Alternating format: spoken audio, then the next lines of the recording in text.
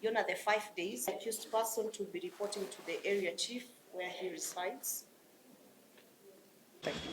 That's okay. We'll endeavor to comply. Okay. We saw no objection to release of the accused. 7. You know, the 5 days, he was a resident of Ruiru.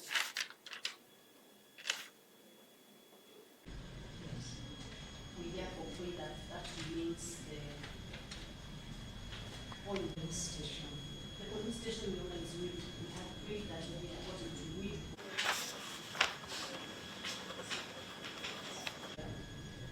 In which he stated that he is a resident. Also said that he should observe peace and avoid conduct. It's only best that he continues reporting to the police station because that is where they investigate. Mrithi, say it again. That one. Where he will reside? No, where he used to. Okay, Mr. Kiroko, you heard that? It is well. I had also forgotten to pray that 9 Disemba, court number 2. Hakimu wa court number 2 hayuko kwa siku ya leo. Or bespeaks of revenge. The society, the community to prison because he has not taken plea in any matter. So he just goes back to the police station until they raise the bond terms, because taking him to remand will amount to him having taken plea in a criminal matter. So because these terms, and avoid who? Avoid contact with my grandmother, my mother.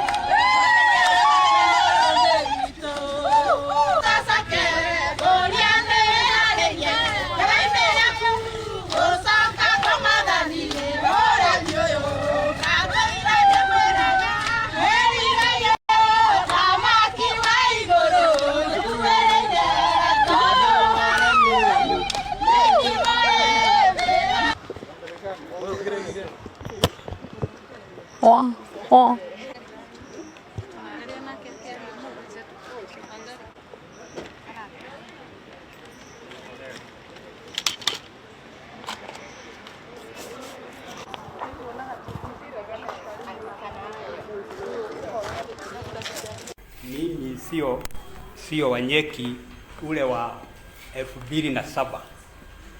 I have been transformed and learned how to stay with people. And also I have learned alternatives to violence. I hate violence. Don't talk too much. Now I say thank you because of my release, and I will be happy to ensure that I will attend to every condition I've been given to do. Thank you. The court has carefully considered submissions by both the prosecution and the defense in light of the order for retrial from the High Court and makes a determination as below. So going by what both of you have discussed before this court. Number one, indeed, the applicant has served almost 17 out of the 20 years he was sentenced to serve. And so the applicant be and is hereby then released on bond of Kenya shillings 100,000 with a surety of a similar amount or an alternative cash bail of the same amount with one contact person who will avail a copy of ID and give a written undertaking on the applicant's or the accused person's attendance in court in future. Number 2, the applicant shall report to the OCS Roiro Police Station once every 2 weeks on Tuesdays at 9 a.m. as submitted by the prosecution. And again, Mr. Kiroko, this is in view of the fact that the prosecutor submitted that this is where the charges began, this is where the initial process began, and so just for purposes of continuity and institutional memory, let it be Roiro Police Station.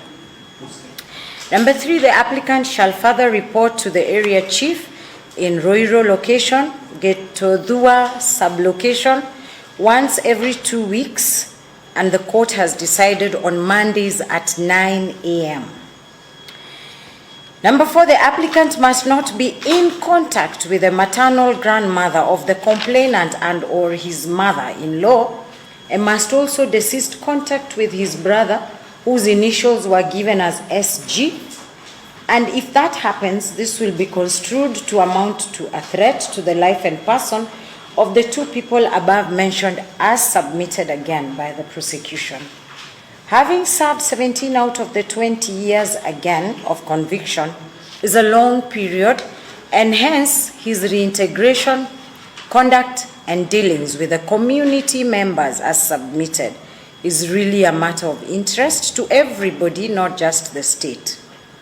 Number 5, that the accused person should observe peace. And I'm not saying to keep peace prosecution, because we know that we don't have such.